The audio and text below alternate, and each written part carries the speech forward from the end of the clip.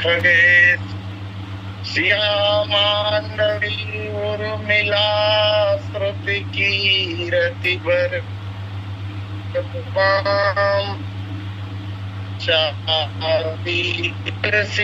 करत प्रणाम जानकी जीवनम वंदे मांडवी प्राण वल्लभम उर्मिलारमणं वंदे कीर्तिकान्तं नमाम्यहम्।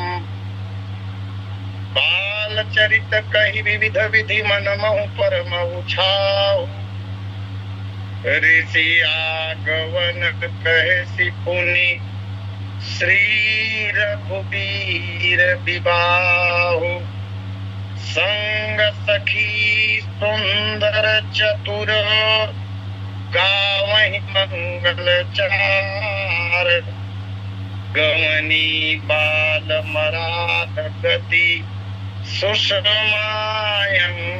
अपार सियावर रामचंद्र की जय।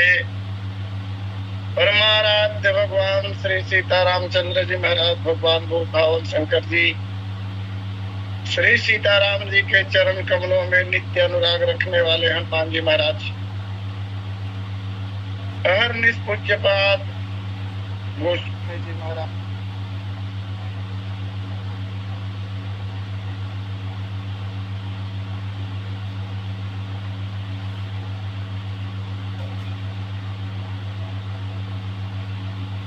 के कथा व्यास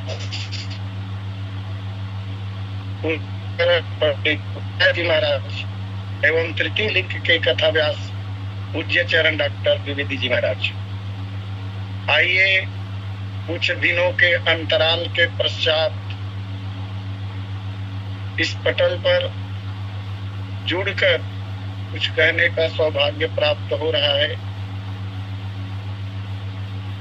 अस्तु पुनश्च भगवान को प्रणाम करते हुए कथा की यात्रा पर चलने का प्रयास करें।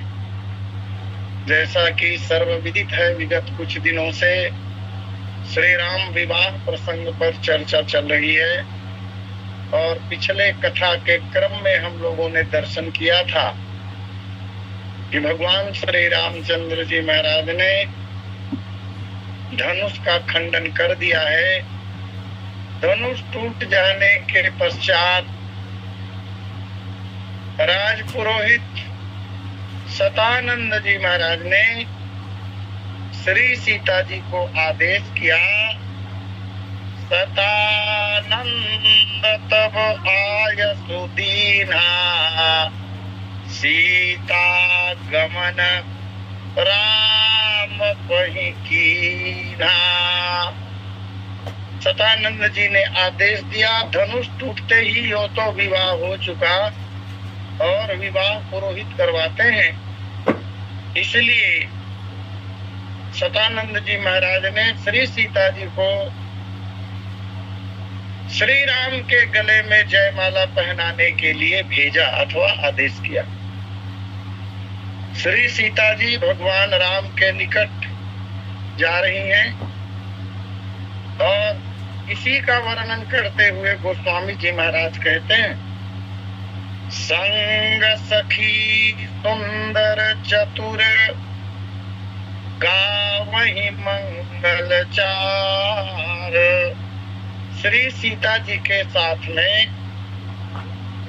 सुंदर और चतुर सखियां हैं।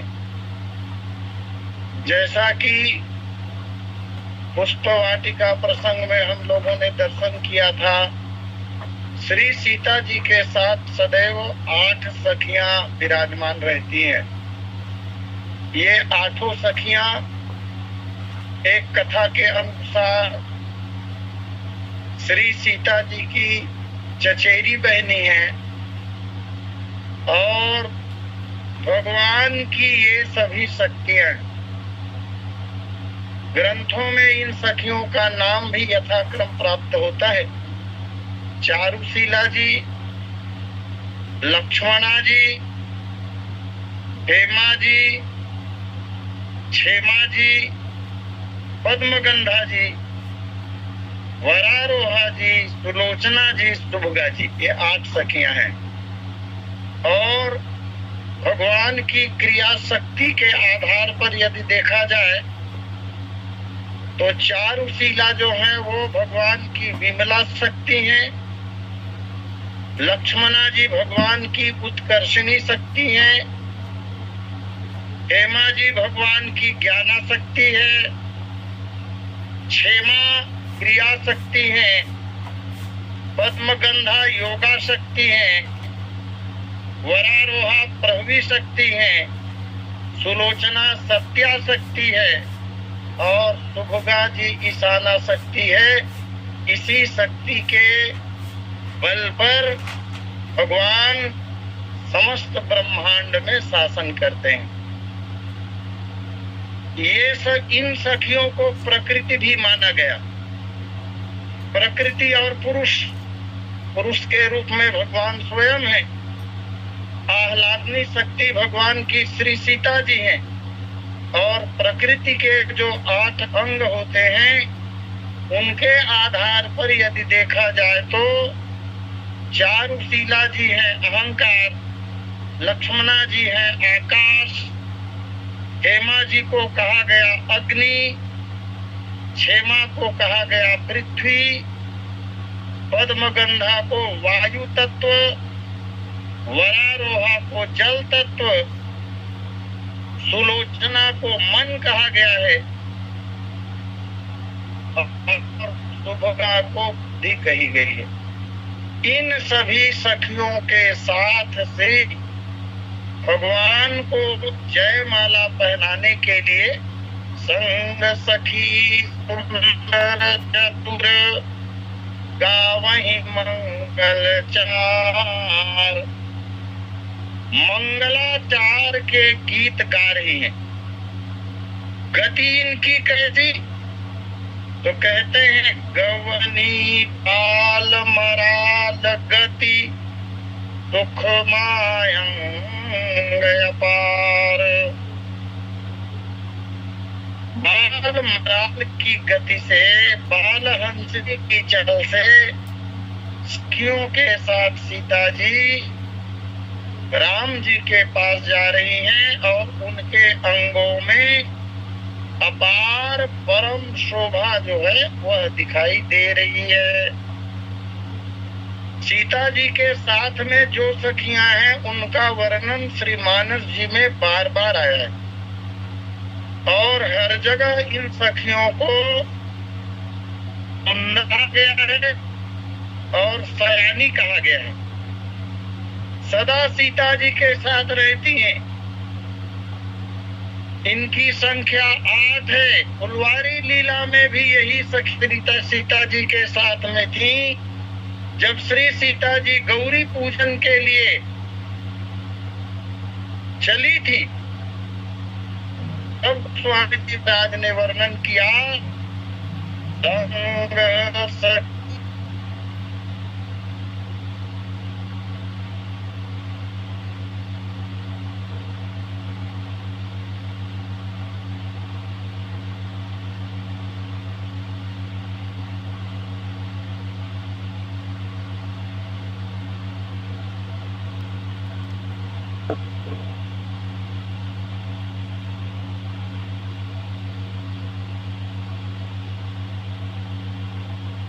धनुष यज्ञ प्रकरण में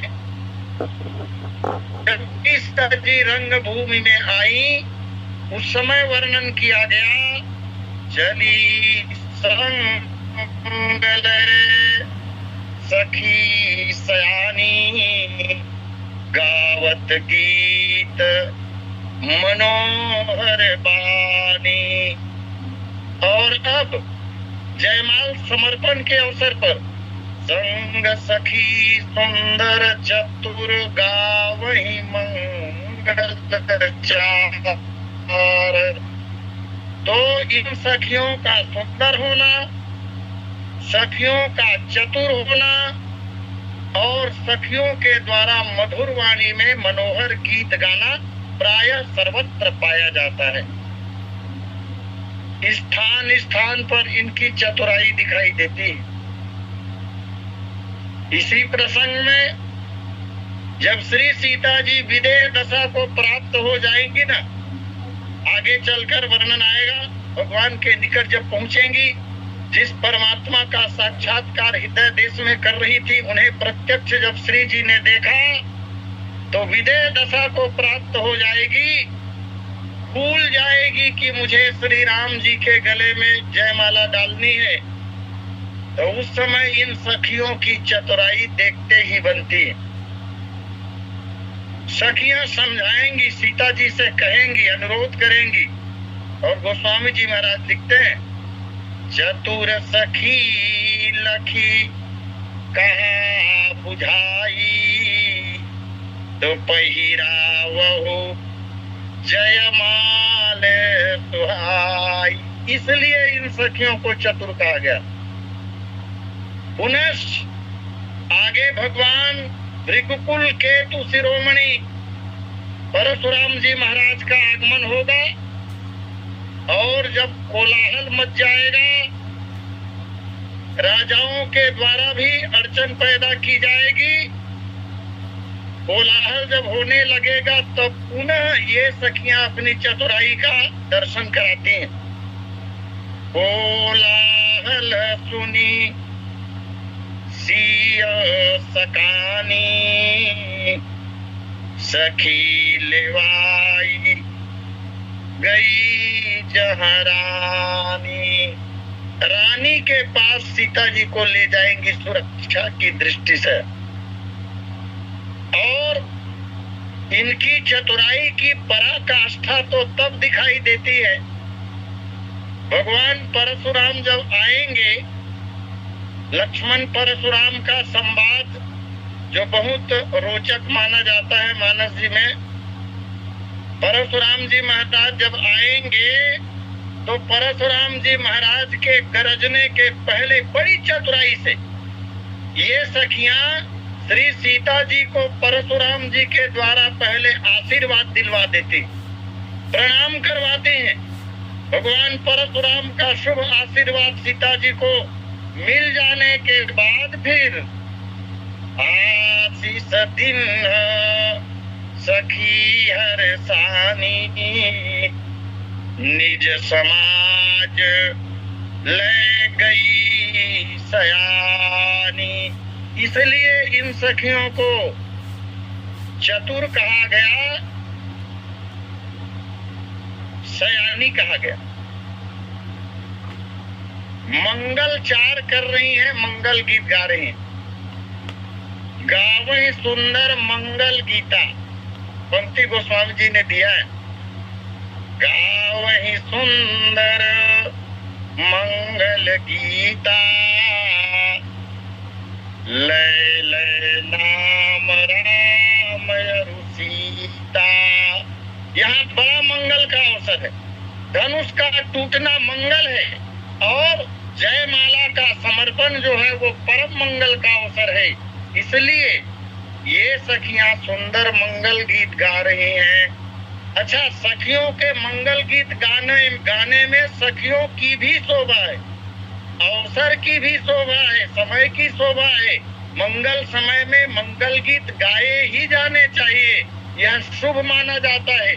इसलिए भी सखियां मंगल गीत गा रही हैं, और गति बालमराल जैसी सुंदरता इनकी सुंदरता का पार तो है, क्योंकि सीता जी की सुंदरता अपार है, तो बड़ी सुंदर है ये सखियां, और मंगल गीत गा रही हैं। विनायकी टीका में पंडित दामोदर राव विनायक जी सखियों के द्वारा गाए हुए गीत को अपने शब्दों में पिरोते हैं। बड़ा सुंदर कहा उन्होंने, सिया जयमाल चली पहिरावन। सीता जी भगवान को जयमाला समर्पण करने के लिए जा रही हैं। बनी अनूप, माला का वर्णन कर रहे हैं। बनी अनूप नवल फूलन की, राजय कोमल करण सुहावन। सुंदर सुंदर फूलों की माला बनी हुई है और वो श्री सीता जी के कर कमल में शोभा पा रही है। ऐसी शोभा जिसका वर्णन नहीं किया जा सकता।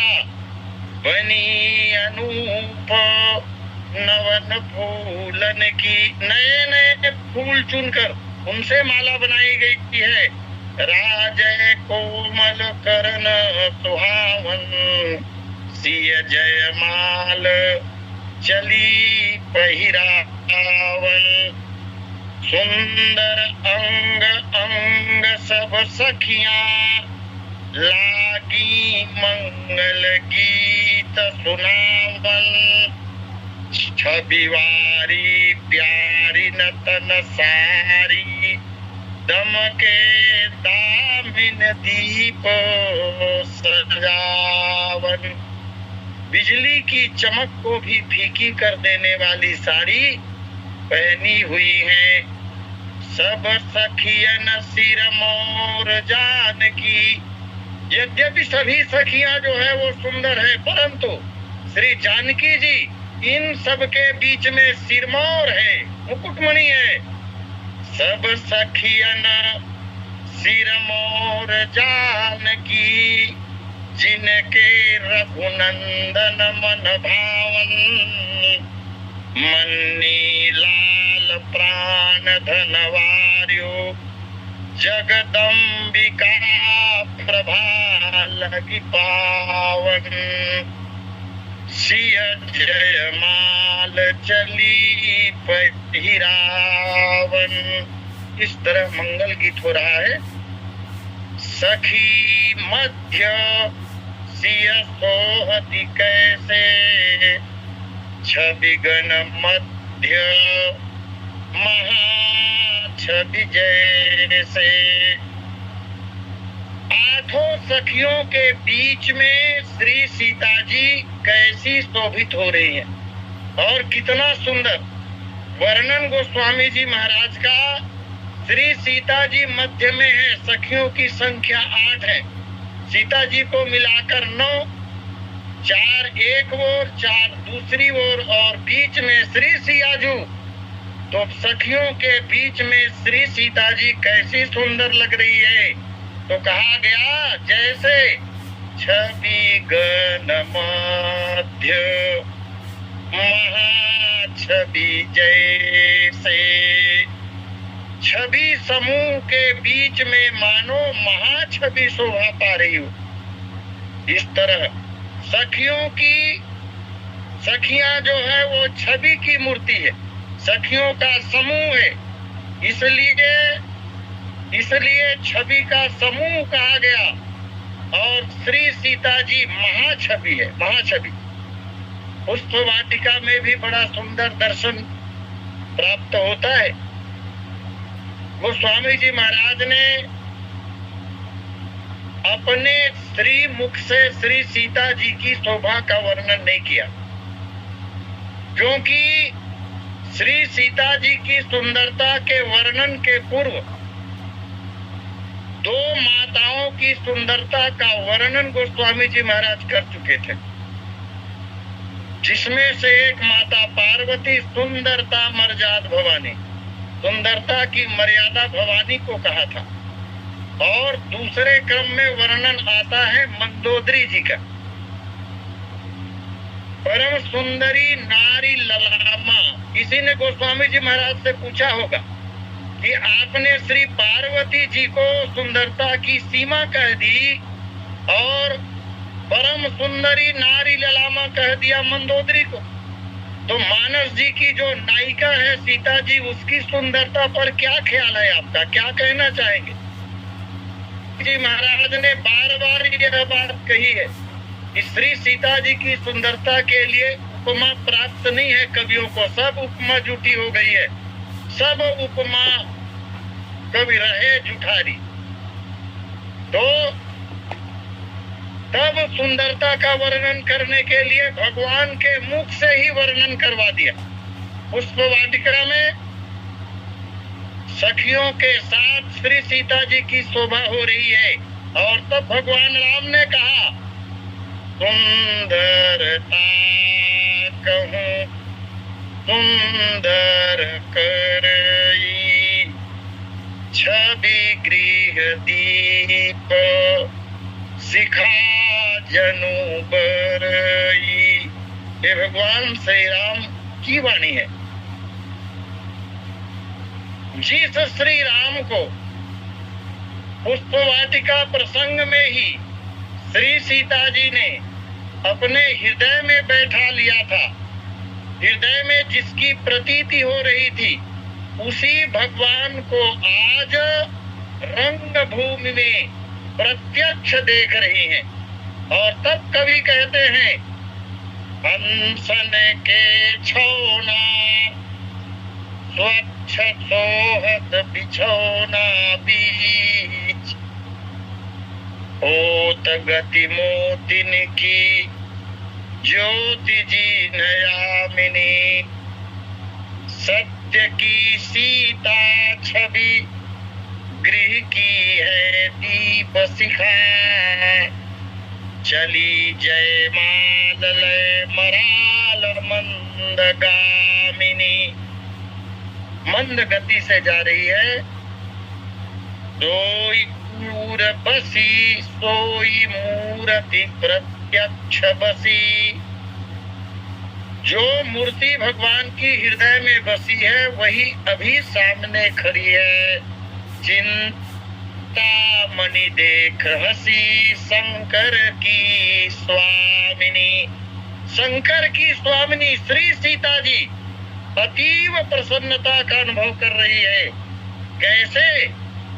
मानो शरद चंद्र मध्य अरविंद अरविंद अरविंद मध्य विद्रुम्बिदार खड़ी दामिनी। इस तरह श्री सीता जी की शोभा सखियों के मध्य हो रही है। हाथ में वरमाला लिए हुए हैं, कर सरोज जयमाल सुहाई। विश्व विजय शोभा जय छाई, कर सरोज जयमाल सुहाई। एक तो श्री सीता जी के कर कमल हैं। सुंदर कर कमलों में सुंदर कमल की जयमाल है। ये दीप देली अलंकार के न्याय से अर्थ करने पर बनेगा। स्पष्ट रूप से प्रत्यक्ष रूप से जयमाला कमल की बनी हुई है, यह गोस्वामी जी ने नहीं कहा, लेकिन युक्ति युक्त ढंग से गोस्वामी जी महाराज इस बात को जरूर कह रहे हैं। कर सरोज जयमाल सुहाई। कर और जयमाल इन दोनों शब्दों के बीच में सरोज शब्द को रखा। तब सरोज शब्द कर के साथ भी लगेगा और जयमाल के साथ भी लगेगा। तब अर्थ यही बनेगा कि सुंदर कर कमलों में सुंदर कमलों की जयमाला श्री सीता जी धारण की हुई है। और यह केवल कमल की माला नहीं है। आगे बहुत अच्छी बात कहते हैं मानस कवि, विश्व विजय शोभा जय छाई। यह जो वरमाला है, यह जो जयमाला है, इसमें विश्व की विजय की शोभा छाई हुई है। यह विश्व विजय का प्रतीक है। जैसा कि हम लोगों ने कथा में बार बार दर्शन किया, जनक जी महाराज की प्रतिज्ञा यही थी कि जो धनुष को तोड़ेगा उसे त्रिभुवन जय समेत वैदेही मिलेगी। और राम जी ने धनुष को तोड़ दिया।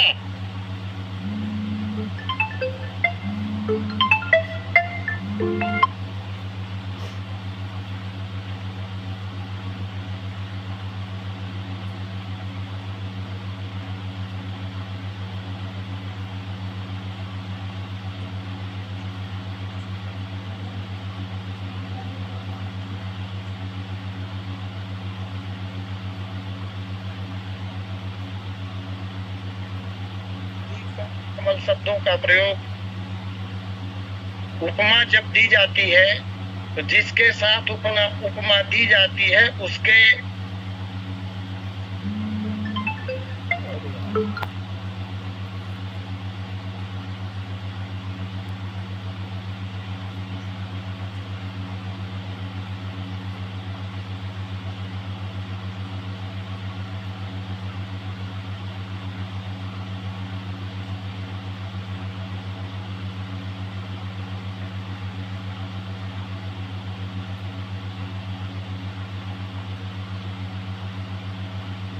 तो यहाँ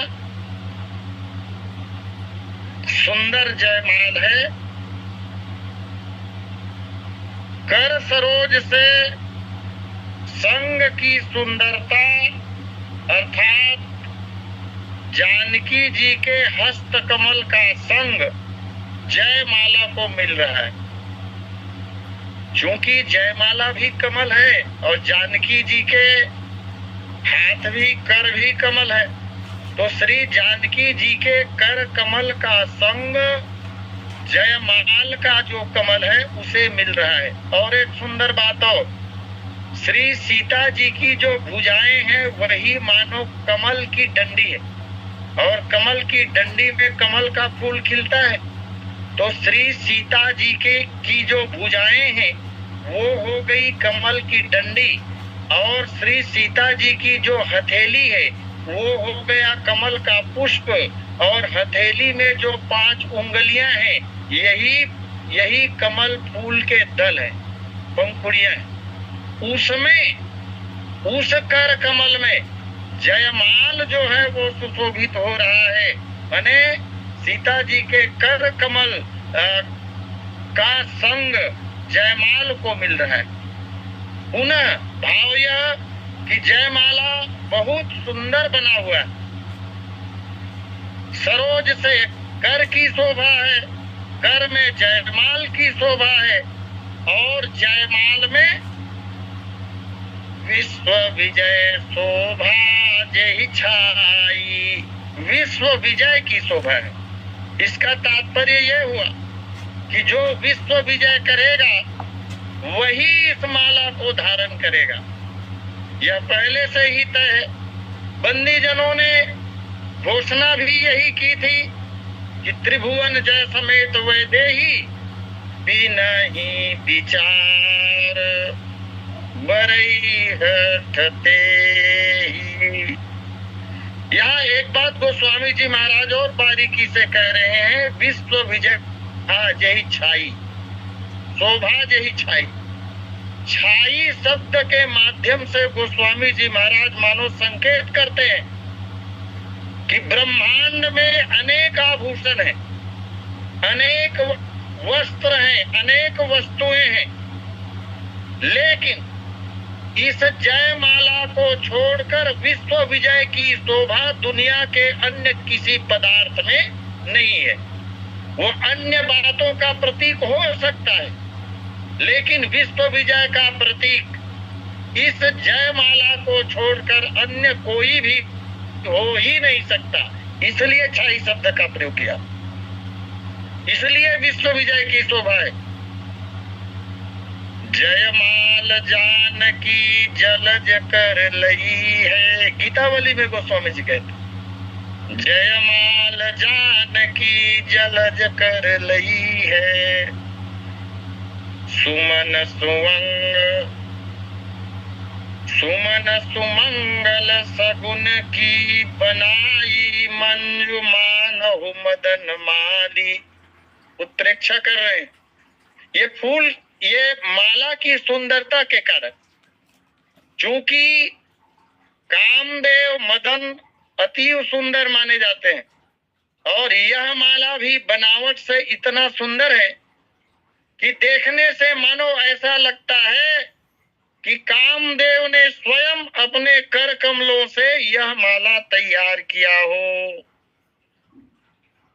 इस तरह विश्व विजय की बात केवल गोस्वामी जी महाराज कह रहे हैं ऐसी बात भी नहीं,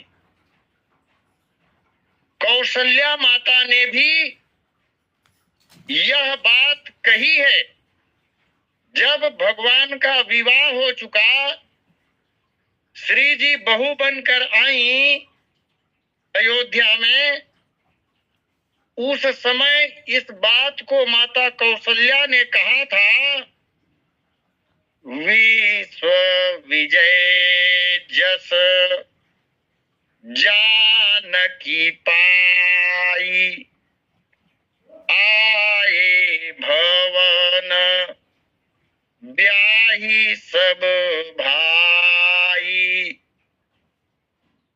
ज्ञान शक्ति कौशल्या ने भी कहा और मानस कवि गोस्वामी जी महाराज ने भी कहा। यहाँ कुछ जयमाला के संबंध में आचार्य लोग विचार करते हैं। चूंकि युक्ति युक्त ढंग से कमल फूल का जयमाला होना गोस्वामी जी महाराज ने कहा, लेकिन साहित्य में अलग अलग स्वयंवरा कन्याओं के संदर्भ में अलग अलग प्रकार की जयमाला का वर्णन प्राप्त होता है। अस्तु कुछ लोग शंका करते हैं, कर सकते हैं कि जब स्पष्ट रूप से प्रत्यक्ष रूप से नहीं लिखा तो यह जयमाला किस फूल का रहा होगा। तो एक दो प्रमाण यहाँ पर देते हैं ग्रंथकार लोग। जब समुद्र मंथन हुआ और समुद्र मंथन से माता लक्ष्मी निकली और माता लक्ष्मी ने भगवान श्रीमन नारायण का वर्ण किया, तो उस समय उन्होंने नील कमल की माला भगवान को पहनाई थी, विष्णु जी को। और इसी तरह चक्रवर्ती सम्राट महाराज दशरथ जी के पूज्य पिताजी महाराज अज का वरण किया महारानी इंदुमती ने, तो वहां पर दुर्वा और महुआ फूल की माला बनाई गई थी, ऐसा वर्णन मिलता है। और आध्यात्म रामायण के अनुसार श्री सीता जी ने सुवर्णमयी माला अपने हाथों में रखी थी, ऐसा वर्णन प्राप्त होता है। कहीं कहीं श्री सीता जी के द्वारा राम जी के गले में श्वेत कमल की माला पहनाने का वर्णन भी प्राप्त होता है। तब सकोच तन सकोच मन परम उछाहु, गूढ़ प्रेम लखी परे न काहू। श्री सीता जी राम जी के निकट पहुंच तो चुकी हैं, जयमाला श्री जी के हाथों में सुशोभित है, लेकिन श्री सीता जी माला भगवान को पहना नहीं पा रही। तन सकोच मन परम उछाहु, संकोच है श्री सीता जी को और मन में परम उत्साह है, अत्यंत उत्साहित है। क्यों न होगी, आज श्री जी को भक्ति को भगवान मिल रहे हैं, जिस भगवान को पाने के लिए गौरा का पूजन उन्होंने किया था। पूजा किन्न अधिक अनुरागा, निज अनुरूप सुभग बर मांगा, नित्य पूजन करने जाती थी।